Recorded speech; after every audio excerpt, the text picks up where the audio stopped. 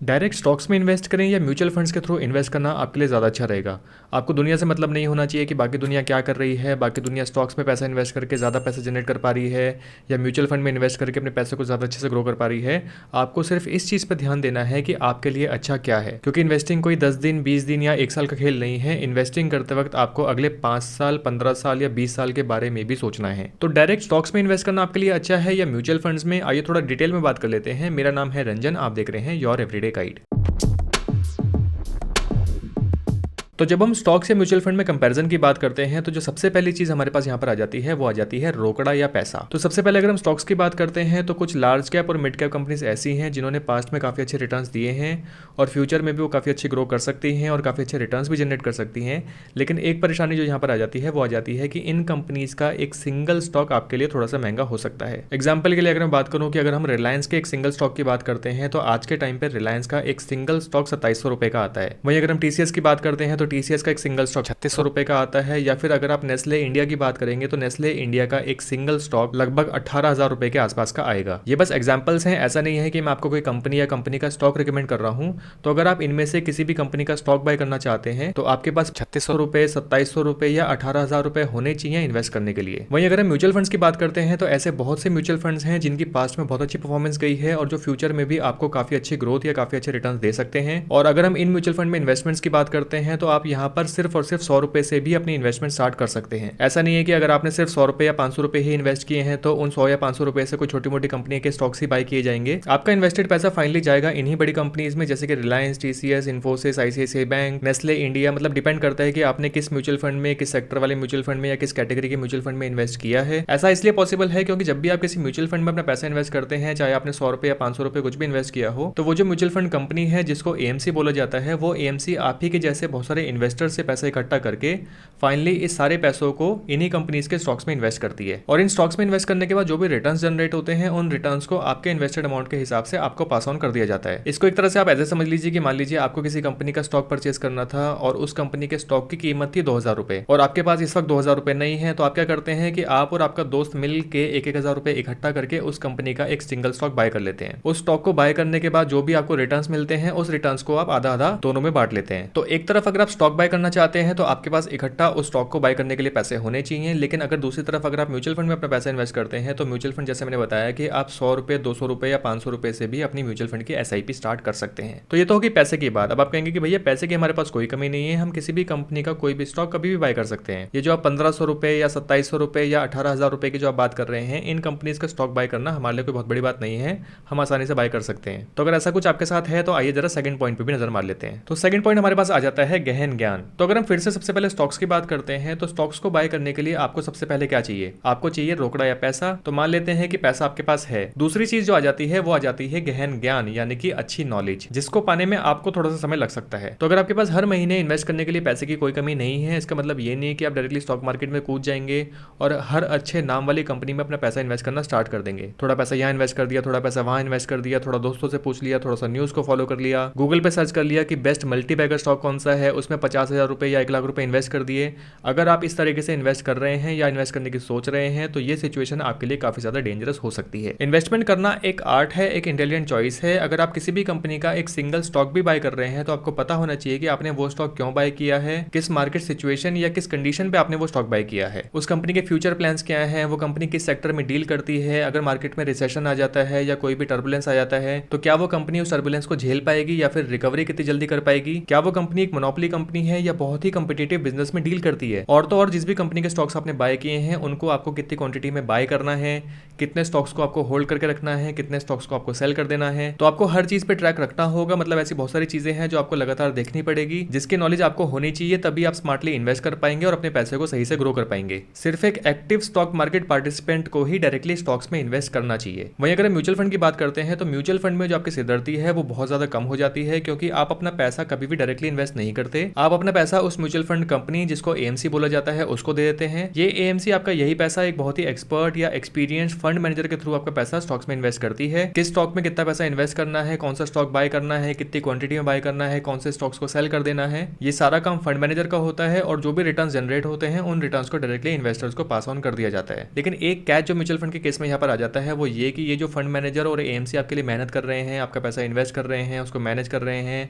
ज़्यादा से ज़्यादा रिटर्न जनरेट करने की कोशिश कर रहे हैं, वो ये सारा काम आपके लिए फ्री में तो करेंगे नहीं। इस पूरी मेहनत को करने के लिए एएमसी आपसे चार्ज करती है एक फीस जिसको म्यूचुअल फंड की भाषा में एक्सपेंस रेशियो बोला जाता है। तो किसी भी म्यूचुअल फंड में पैसा इन्वेस्ट करने के बाद जो भी रिटर्न्स जनरेट होते हैं उन रिटर्न्स में से इस एक्सपेंस रेशियो को पहले ही काट लिया जाता है। और ये जो एक्सपेंस रेशियो होता है ये हर एएमसी का अलग अलग होता है। किसी एएमसी का हो सकता है कि 0.3% का हो, किसी का 0.5% का हो, किसी का 0.7 या इवन 1% का भी हो सकता है। तो अगर आपके पास बहुत ज़्यादा समय नहीं है, आप स्टॉक मार्केट को बहुत ज़्यादा ट्रैक नहीं कर सकते, अलग अलग स्टॉक्स को आप ट्रैक नहीं कर सकते, तो म्यूचुअल फंड आपके लिए एक बहुत ही आसान रास्ता बन जाता है अपने पैसों को इन्वेस्ट करने का। लेकिन जैसे कि मैंने बताया कि आपको थोड़ा सा पैसा in the form of expense ratio AMC या फंड मैनेजर को देना पड़ेगा। तीसरा पॉइंट आ जाता है पोर्टफोलियो डाइवर्सिफिकेशन। सिर्फ इन्वेस्टमेंट्स करने में और अच्छी इन्वेस्टमेंट्स करने में फर्क आ जाता है डाइवर्सिफिकेशन का। अगर डाइवर्सिफिकेशन आप नहीं समझते हैं तो बहुत शॉर्ट में आपको समझा देता हूं। डाइवर्सिफिकेशन का मतलब होता है अपनी इन्वेस्टमेंट्स या अपने पोर्टफोलियो को एक्सपैंड करना अलग अलग सेक्टर्स या अलग अलग टाइप की कंपनीज में। इससे फायदा आपको ये मिलता है कि कल को अगर स्टॉक मार्केट में किसी भी वजह से किसी पर्टिकुलर सेक्टर में कोई भी गिरावट आ जाती है, कोई भी नेगेटिव सिनेरियो आ जाता है, तो क्योंकि आपका पैसा किसी एक पर्टिकुलर सेक्टर में या किसी एक सिंगल कंपनी में इन्वेस्टेड नहीं होता,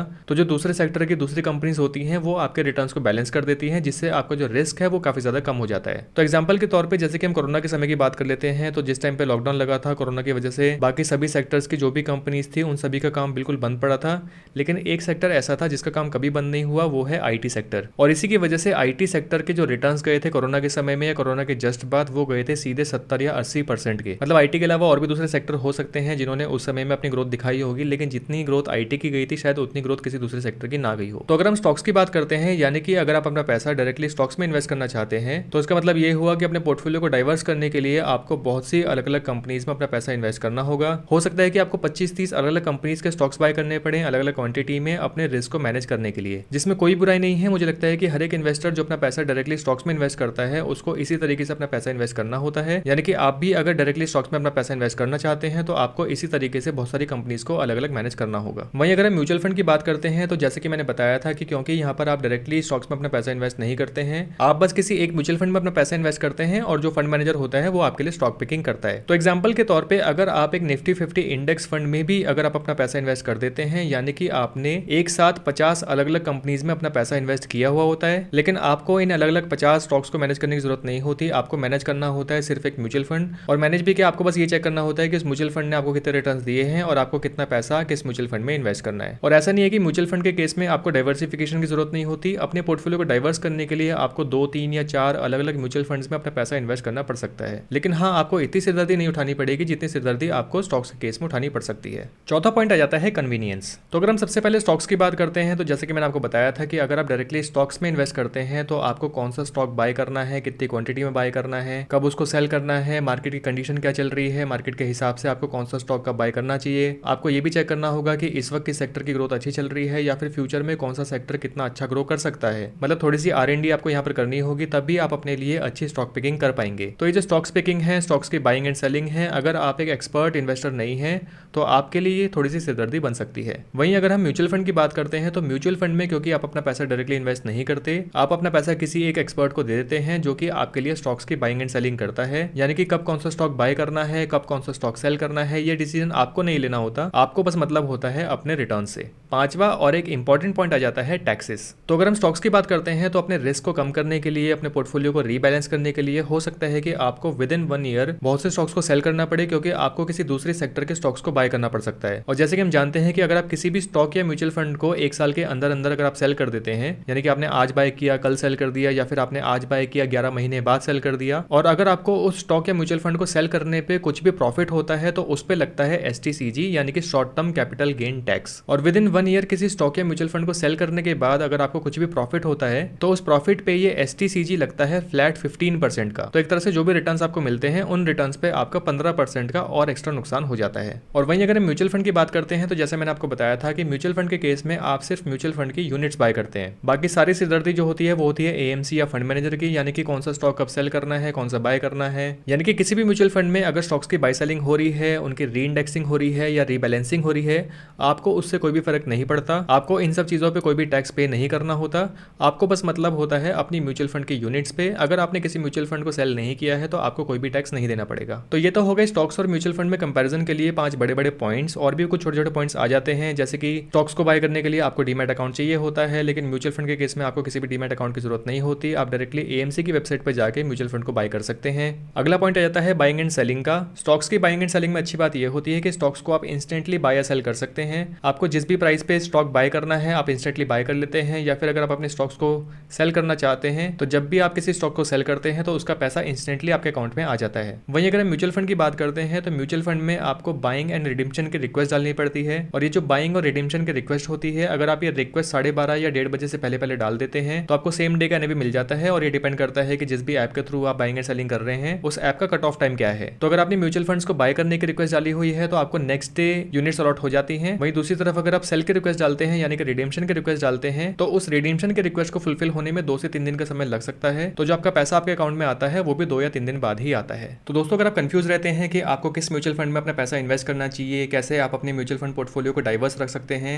जिससे कि आपको लॉन्ग टर्म में रिटर्न्स भी अच्छे मिलें, और अगर आप इन सभी चीजों में मेरी हेल्प चाहते हैं तो आपके लिए एक बहुत ही आसान काम है जो कि आप कर सकते हैं। आपको बस करना क्या है, आपको जाना है youreveryday.guide.in पे और राइट साइड में बॉटम में आपको मिलेगा ये मैसेजिंग ऑप्शन, जिसपे आप क्लिक करके आप अपना नाम, ईमेल आईडी और अपनी क्वेरी फिल करके मुझे सेंड कर सकते हैं। क्वेरी फिल करते वक्त बस अपना फोन नंबर डालना मत भूलिएगा, क्योंकि इसी से मैं आपको कॉन्टैक्ट कर पाऊंगा। तो आपकी एज, रिस्क, इनकम, आपके गोल्स, इन सब चीजों को ध्यान में रख के मैं आपके लिए आपका एक म्यूचुअल फंड पोर्टफोलियो क्रिएट करने में हेल्प कर सकता हूं। और इसके लिए मैं आपसे कोई बहुत बड़ा चार्ज या बहुत बड़ी फीस नहीं लूंगा। बहुत ही नॉमिनल से प्राइस पे आप मुझसे ये सर्विस ले सकते हैं, क्योंकि मुफ्त के सजेशन तो आपको राह चलते कोई भी दे देगा। मुझे नहीं लगता कि जितना मैं आपसे चार्ज करूंगा इतने का आपका वीकेंड पे एक पिज्जा भी आता होगा। तो गलत जगह पे पैसा इन्वेस्ट करने से अच्छा है सही गाइडेंस के साथ अपना पैसा इन्वेस्ट करना, क्योंकि इसी से आप अपना पैसा आसानी से और काफी अच्छे से ग्रो कर पाएंगे। तो दोस्तों ये हो गया कुछ इंपॉर्टेंट पॉइंट्स को लेके स्टॉक्स और म्यूचुअल फंड के बीच में कंपैरिजन। और जैसे कि हमने इस वीडियो में देखा कि स्टॉक्स के कंपैरिजन में म्यूचुअल फंड्स को बाय सेल करना या म्यूचुअल फंड में अपना पैसा इन्वेस्ट करना थोड़ा सा कन्वीनियंट आपके लिए हो सकता है उस केस में अगर आपको स्टॉक मार्केट की बहुत ज्यादा नॉलेज नहीं है और अगर आप स्टॉक मार्केट को बहुत ज्यादा ट्रैक नहीं कर सकते। मैं ये बिल्कुल भी नहीं कह रहा हूं कि आपको स्टॉक्स में इन्वेस्ट नहीं करना चाहिए या स्टॉक्स में इन्वेस्ट करना कुछ खराब चीज है या आपके लिए बहुत बड़ी सिरदर्दी है। अगर आपको स्टॉक मार्केट की अच्छी नॉलेज है, आप स्टॉक मार्केट को डेली ट्रैक कर सकते हैं, डेली उस पर नजर रख सकते हैं, तो ऐसे केस में आप डायरेक्टली स्टॉक्स में इन्वेस्ट कर सकते हैं। इसमें कोई भी बुराई नहीं है, क्योंकि जैसे कि हमने देखा कि स्टॉक्स को बाय सेल करना बहुत ज्यादा कन्वीनियंट होता है। आप कभी भी स्टॉक को बाय कर सकते हो, कभी भी स्टॉक को सेल कर सकते हो। बाइंग एंड सेलिंग के टाइम पे आपको कोई भी एक्स्ट्रा चार्ज पे करने की जरूरत नहीं होती, कोई भी एक्स्ट्रा फीस किसी को पे करने की जरूरत नहीं होती।